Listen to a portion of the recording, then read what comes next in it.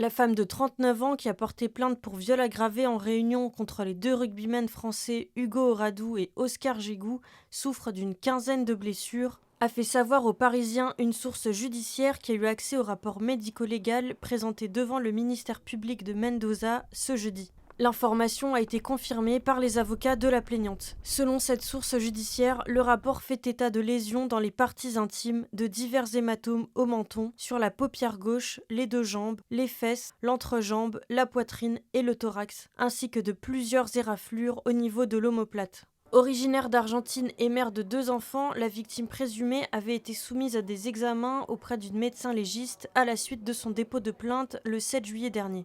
La victime présumée a été hospitalisée à 2 reprises depuis les faits présumés. Son avocate, Natasha Romano, a indiqué que sa cliente va mieux, mais au niveau moral, c'est au jour le jour. De forma directa, el nosocomio se la trasladaron a la psiquiatra particular de ella.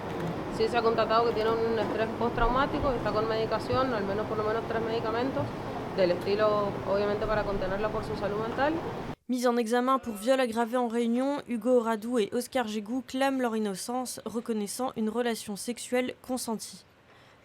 Hay pruebas de indicios importantes que surgieron hace 3, 4 días atrás y que ya nos daban la pauta de que algo raro había.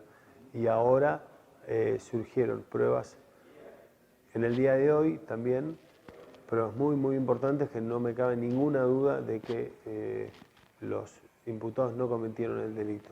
Ninguna duda. Les 2 rugbymen sont actuellement placés en détention surveillée dans une maison de Mendoza.